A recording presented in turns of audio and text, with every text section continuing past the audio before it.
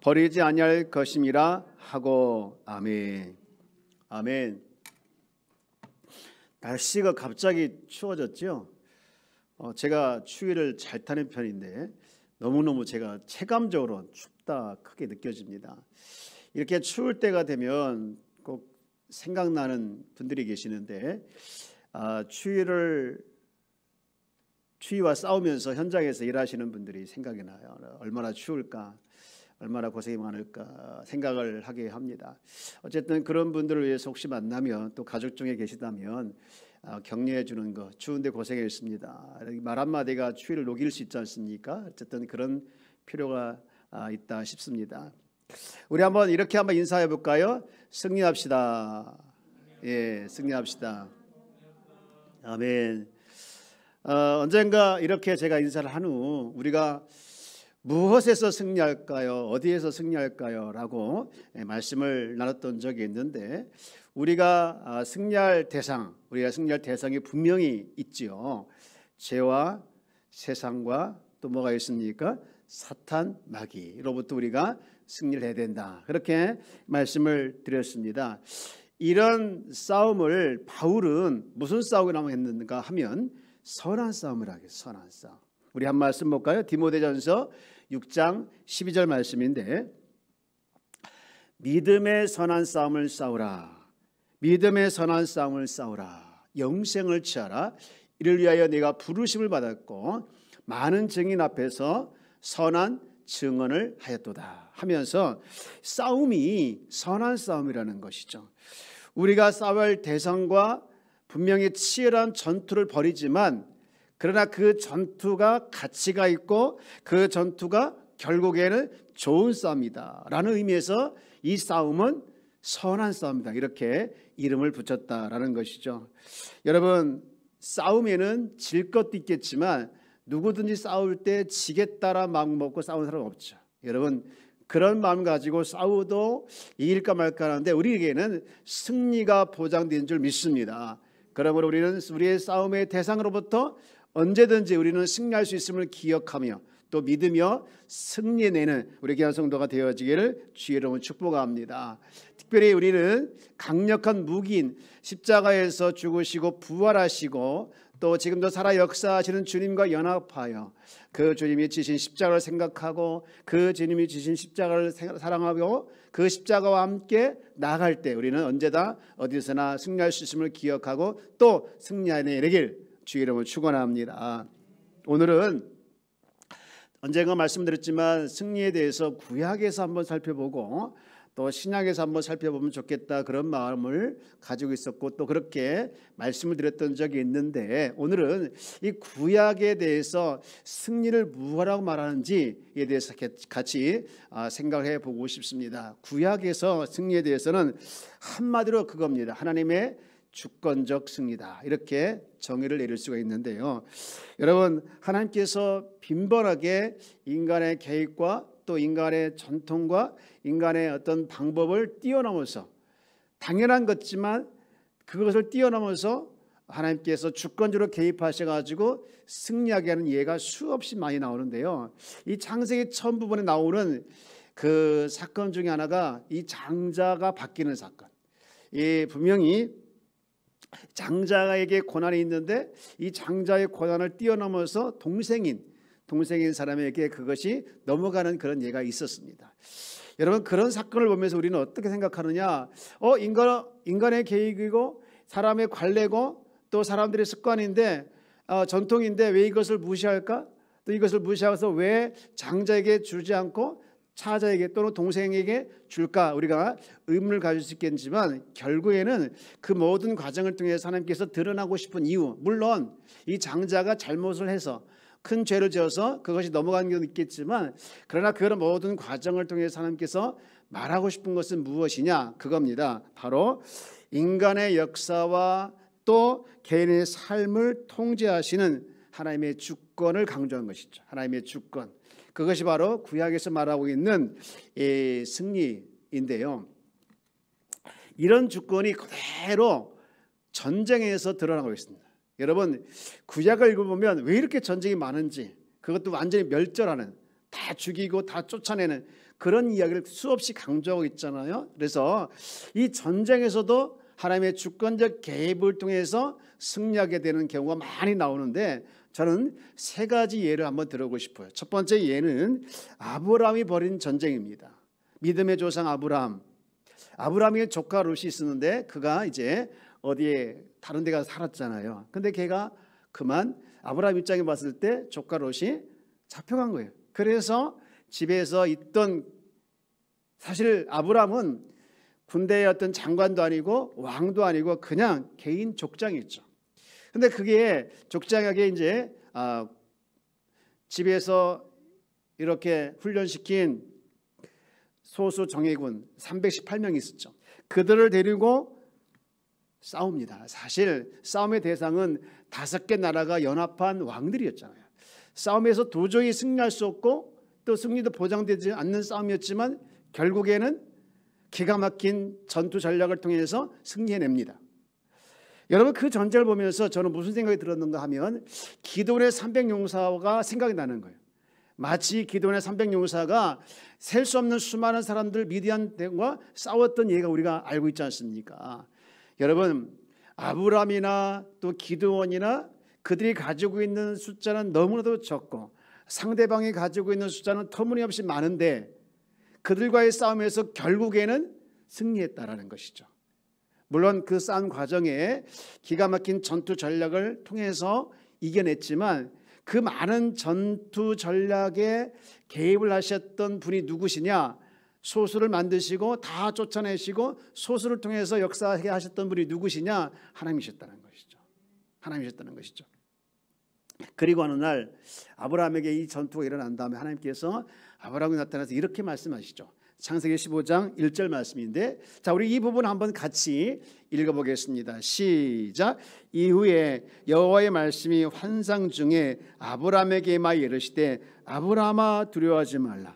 나는 내 방패요 너의 지극히 큰 상급이니라. 아브라함이 굉장히 두려웠을 겁니다. 이기긴 이겼지만 잡아내긴 했지만 데려오고 전리품도 가지고 왔지만, 그러나 아브라함 입장에서 굉장히 두려웠을 때 그때 하나님께서 그의 환상 중에 나타나서 아브라함아 두려워하지 말라. 나는 내 방패요 너의 지극히 큰 상급이라. 무슨 얘기를 하고 싶은 겁니까? 지금까지 승리를 이끄신 내가, 승리를 너에게 준 내가 앞으로도 계속해서 너를 보호하고 승리에 대해서 보장하겠다. 그런 약속의 말씀입니다. 얼마나 큰 힘이 됐겠습니까? 여러분, 아브라함 입장에서 이렇게 힘이 났는데요. 그런가 하면 또 하나의 전쟁의 예를 들면 누구냐? 이 구약에서 보면 빼놓을 수 없는 사람이 있죠. 모세와 그의 제자 여호수아입니다. 여러분, 모세하면 싸움의 대상이 누구였습니까? 애굽의 바로 왕이었죠. 애굽의 바로 왕. 10가지 재앙을 통해서 이스라엘 백성들 애굽에서 끌어내고, 그리고 마지막 홍해의 기적을 통해서 완승을 하죠. 그 뒤에 따라오던 애굽 군대가 왔을 때 이스라엘 입장에서 또 모세 입장에서 얼마나 두려웠겠습니까? 그때 이스라엘 백성에게 중요한 전쟁의 수칙을 선포하는데, 어떤 전쟁의 수칙이냐 이겁니다. 출애굽기서 14장 14절 말씀이죠. 자, 한번 같이 읽어볼까요? 시작. 여호와께서 너희를 위하여 싸우리시리니 너희는 가만히 있을지어다. 너무너무 멋있는 말입니다. 너무너무 멋있고 정말로 기가 막힌 말씀인데, 여호와께서 너희를 위해 싸우시리니 우리는 뭐 하는 겁니까? 가만히 있을지어다. 하나님의 입장에서 봤을 때 내가 싸운다는 것, 이것은 여호와의 전쟁이라는 거예요. 하나님의 전쟁이라는 거예요.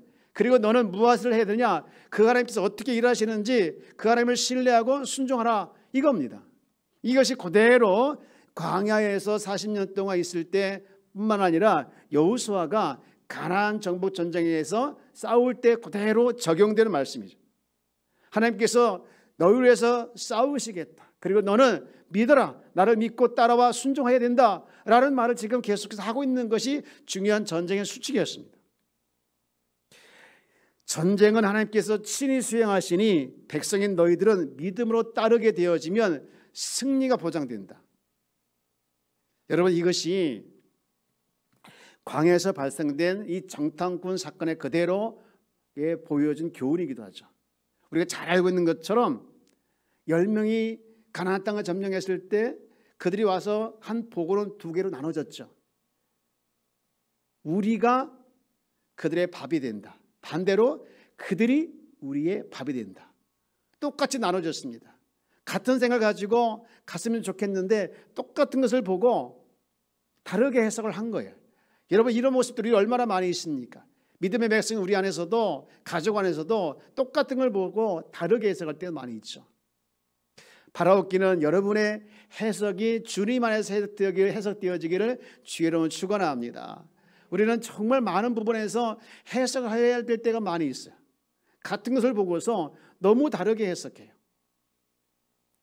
오늘 이스라엘 백성들이 특히 12명의 전탐꾼이 갔다 와서 왜 이렇게 다르게 해석했을까? 누구는 그들이 우리의 밥이라고 하고, 반대로 누구는 우리가 그의 밥이라고 해석하고. 이것은 그들에게 주어진 수칙을 기억했느냐, 그들에게 주어진 수칙을 기억하지 못했는가의 차이점이었습니다. 결국에는 하나님께 절대로 순종하게 되어지면 승리가 보장되어지지만, 그러나 반대로 인간의 전술 전략에 의지하게 되어지면 패배하게 된다라는 것이죠. 여러분, 이때 이스라엘 백성들이 이제 여리고를 전투하고 아이성을 점령하고 하는 과정에서 특히 여리고 전투에 등장하는 인물이 나와요. 누군지 한번 보실래요? 자, 여호수아 5장 14절 말씀 보겠습니다. 여호수아 5장 14절 말씀. 자, 누가 등장하는지 읽어볼까요? 시작. 그가 이르되 아니라 나는 여호와의 군대 장관으로 지금 왔느니라 하는지라. 여호수아가 얼굴을 땅에 대고 엎드려 절하고 그에게 이르되 내 주여 종에게 무슨 말씀을 하려 하시나이까. 우리 15절도 볼까요? 15절. 여호와의 군대 장관이 여호수아에게 이르되 내 발에서 신을 벗으라. 내가 선 곳은 거룩하리라 하니 여호수아가 그대로 행하니라. 여러분, 여기 누가 등장합니까? 여호와의 군대 장관. 군대 장관이 아니에요. 이게 누구의 군대 장관입니까? 여호와의 군대 장관이라. 그리고 또 아까 읽었던 여호수아 5장 13절에서 여호와의 군대 장관을 보내신 이유는 이 싸움에 친히 누가 함께 하신다는 겁니까? 하나님께서, 여호와께서 함께 하신다는 것을 보여주고 있는 거죠. 또 여호수아 24장 보게 되어지면 특이하게 전쟁하는데, 내가 여호와의, 아까 여호수아 5장에서는 군대 장관을 보냈다고 했는데 지금은 24장에서 누구를 보내고 있습니까? 내가 왕벌을 너희 앞에 보내어 아모리 족속의 2왕을 너희 앞에서 쫓아내게 하였나니 너희는 칼이나 너희 활로서 이같이 한 것이 아니라. 무엇을 통해서 이기겠다는 것이죠? 왕벌을 통해서 이기겠다라는 것을 보고해주고 있죠. 결국에는 여호수아에서 나와 있는 것을 말씀을 볼 때 이 전쟁의 주인은 모세나 여호수아가 아니라 정복전쟁 총사령관이 누구냐? 여호와 하나님이시다라는 것이죠. 백성은 다만 무엇을 해야 되냐? 그를 신뢰하고 믿음으로 따라가면 된다는 거예요. 이것이 두 번째 여호수아와 모세를 통해서 보여준 전쟁의 스토리입니다. 그리고 또 하나 보여주고 싶은 것이 있는데 그것이 무엇이냐? 사사시대와 왕정시대입니다. 여러분, 분명히 여호수아는 이 가나안 정복 전쟁을 믿음으로 다 수행을 합니다. 그리고 땅도 분배하죠. 그런데 우리가 잘 알고 있는 것처럼 그 땅을 완전히 여호수아가 100% 정복한 것은 아니죠. 그리고 100% 정복을 했어야 되는데 못했죠. 그래서 못한 정복, 가나안 땅에 있는 사람들이 계속해서 쳐들어오죠. 괴롭힙니다. 여러분, 이미 정복했으나 아직 완전하게 정복하지 못한 상태가 사사시대의 특징이죠. 사사시대. 그리고 이 시대에는 모세나 여호수아와 같이 위대한 지도자가 없고 다만 누구에 의해서 통치가 됩니까? 사사들에 의해서 통치가 됐죠. 중요한 것은 이 사사시대에 어떻게 전쟁을 승리로 이끌어 가고 있는가라는 것인데, 여러분, 사사를 통해서 하나님께서 일하시는데 중요한 하나님의 역사가 여기서 등장하죠. 바로 성령께서 함께 하시는 것이죠. 여러분 사사기 3장 10절 말씀 볼까요? 여기 뭐라고 되어 있습니까? 기록되어 있는지 시작.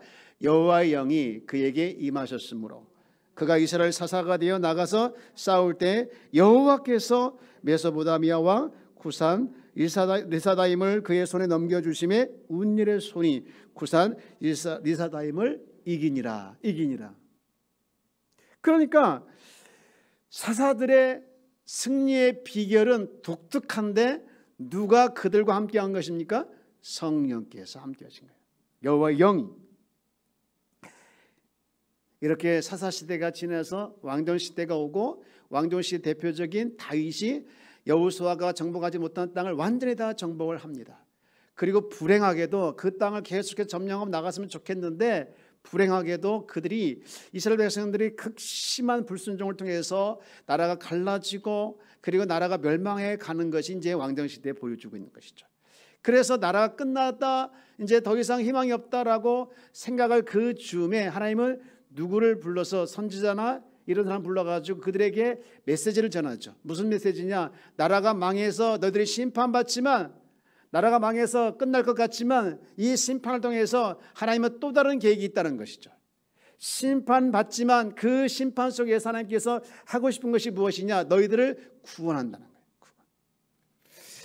여러분 이 말씀이 굉장히 중요한데 여러분 이 부분을 한번 같이 읽어볼까요? 예레미야 23장인데요. 자, 5절 말씀부터 한번 같이 읽어볼까요? 시작. 여호와의 말씀이라. 보라, 때가 이르리. 내가 다윗에게 한 의로운 가지를 일으킬 것이라. 그가 왕이 되어 지혜롭게 다스리며 세상에서 정의와 공의를 행할 것이니. 보라, 뭐가 이르겠다고 말씀하고 있습니까? 때가 이르겠다. 때가. 다시 말해서 지금 나라가 멸망해가고 이제 더 이상 희망이 없어 보이는 이때에 다윗의 왕권이 회복되어져서 메시아 통치 시대가 실현될 것이다 라는 메시지를 하고 있는 거예요. 그날이 올 거다, 그날이 임박할 것이다, 반드시 희망을 갖고 소망을 놓지 말라 라는 메시지를 이 선지자를 통해서 하고 있는 거예요. 그리고 6절 넘어가게 되어지면 계속해서 반복하는데 그의 나라야, 그의 날에 유다는 구원받겠고, 또 7절 그러므로 여호와의 말씀이라. 보라, 날이 이르리. 날이 이겠다는, 그날이 온다는 것이죠. 그리고 8절 다 함께 읽어봅시다. 시작. 이스라엘 집 자손을 북쪽 땅 그 모든 쫓겨다녔던 나라에서 인도하여 내신 여호와의 사심으로 맹세할 것이며 그들이 자기 땅에 살리리라 하시니라. 그들이 어디에서 살게 될 것이다? 자기 땅에서. 여러분 이 예언이 놀랍게도 성취가 됩니다. 물론 이스라엘 백성들이 이제 포로 생활에서 기원했지만 궁극적으로 이 예언은 예수 그리스도와 그 다음에 새 이스라엘인 교회를 통해서 성취가 되는 거예요.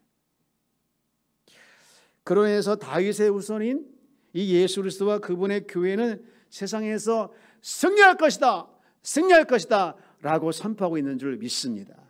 여러분 구약에서 말하고 있는 승리가 바로 이겁니다. 교회는 승리할 것이다. 반드시 승리할 것이다. 여러분 마지막 마무리해서 선지자를 통해서 메시지를 주고 싶은 것이 여러 가지일 겁니다. 승리할 것이다. 교회는 반드시 승리할 것이다.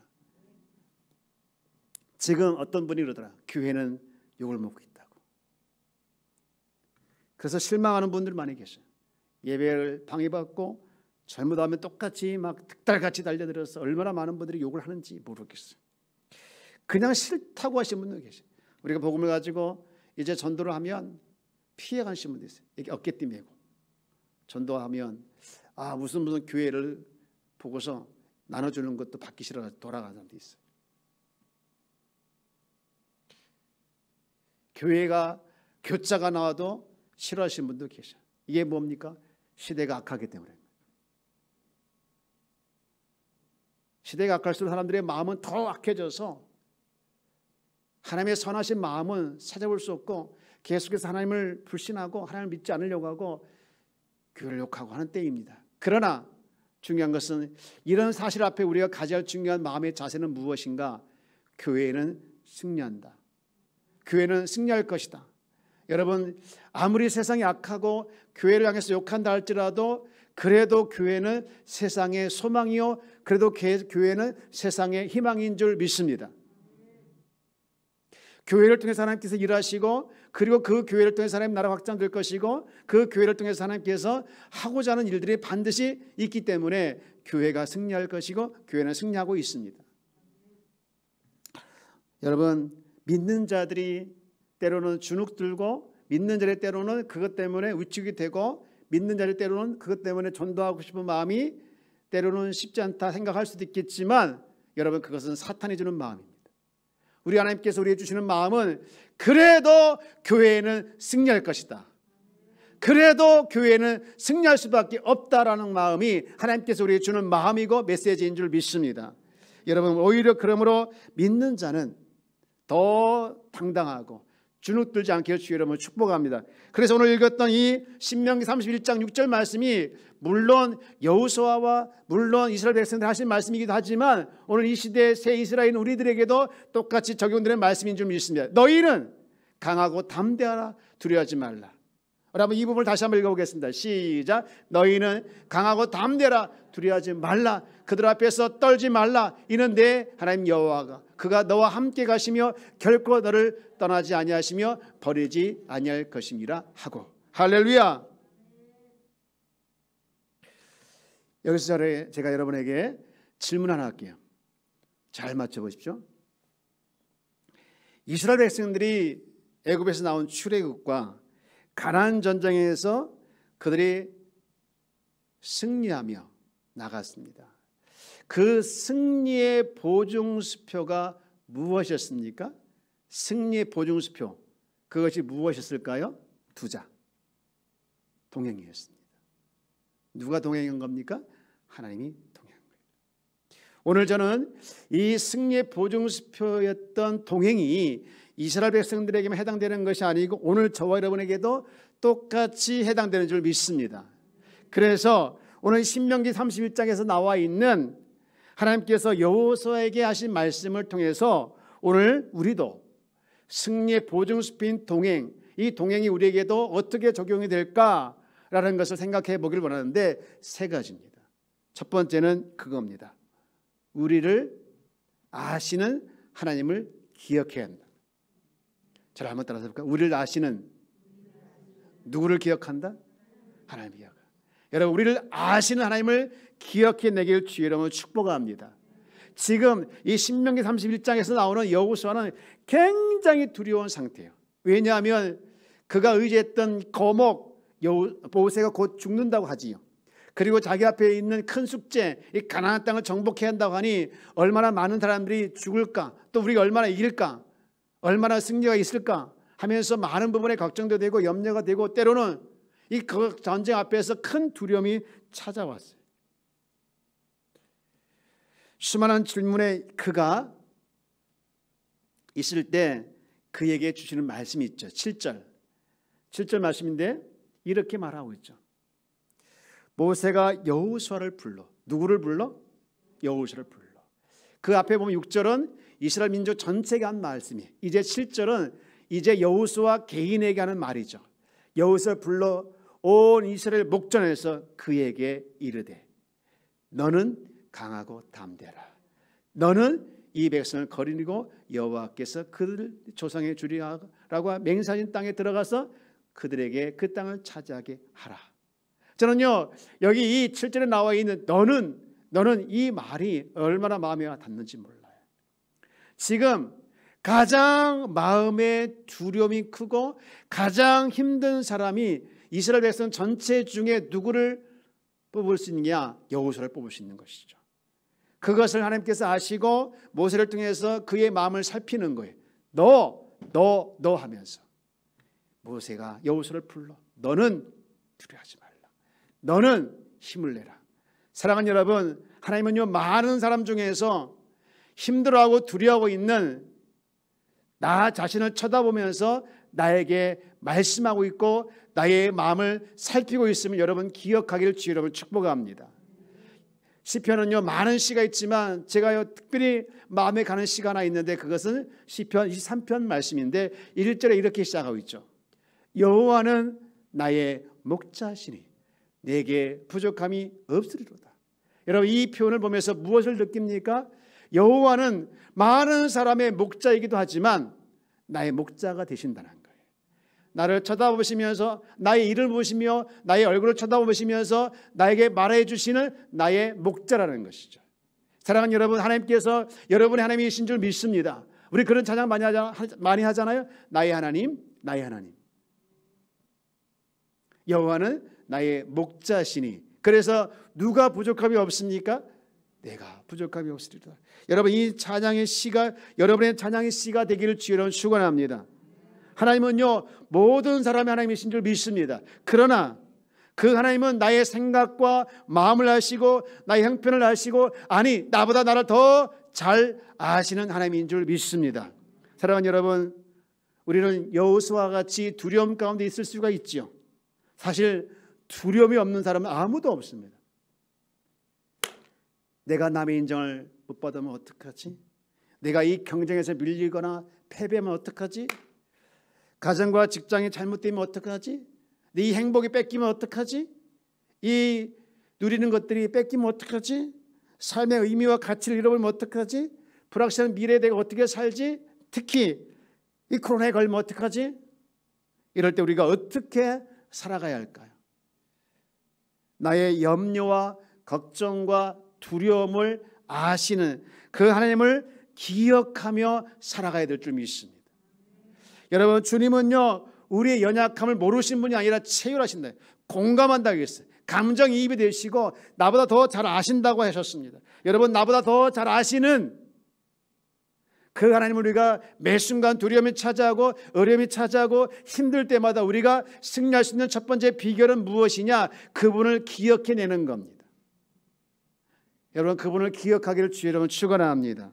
이것이 첫 번째 비결이라고 하면, 두 번째, 승리의 보증수표인 통행을 통해서 우리가 승리하기 위해서는 무엇이 필요한가? 내게 주신 사명에 집중하는 겁니다. 사실 여호수아가 왜 두려움이 생겼을까요?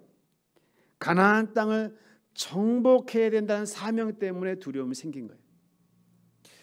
그 땅 사람들은 강하고 숫자도 많고 요새도 많고 보이는 것이 너무 많은 악조건인데 그것을 이길 수 있을까라는 두려움 때문에 그는 지금 사실 어려운 거예요. 그러나 여호수아는 한 가지 마음이 있어요. 내가 이 땅을 정복해야 된다. 그 사명이 있었어요. 그렇지만 두려움이 완전히 떨치지 못했고, 그 두려움 때문에 힘들지만 두려움에 더 집중하는 것이 아니라 어디에 더 집중했냐? 내게 주신 사명에 더 집중했어요. 요즘 코로나가 심각하게 번지하고 있어요. 오늘 8만 명이라고 하더라고요. 저는 이럴 줄 몰랐어요. 1,000명 될 때는 엄마 무서워, 3,000명 될 때는 왜 이렇게 많아져 했는데 이제는 그게 오히려 그리워요. 야, 빨리 1,000명이 됐으면 좋겠다. 제가 서울에 갔을 때 어느 이렇게 소그룹 모임에 이제 일이 있어서 갔는데, 그때 그 목사님이 오늘 300명이래요. 전국에서. 그날이 그립더라고요. 이제. 여러분, 코로나가 심각하게 번지고 이때 우리는 더욱더 이 방역에 신경 쓰고 안전에 신경을 쓰고 우리가 살아가야 되는데, 제 아내는 이 요양원을 운영하고 있잖아요. 한 해에 거듭할수록 코로나가 때문에 힘든가 봐요.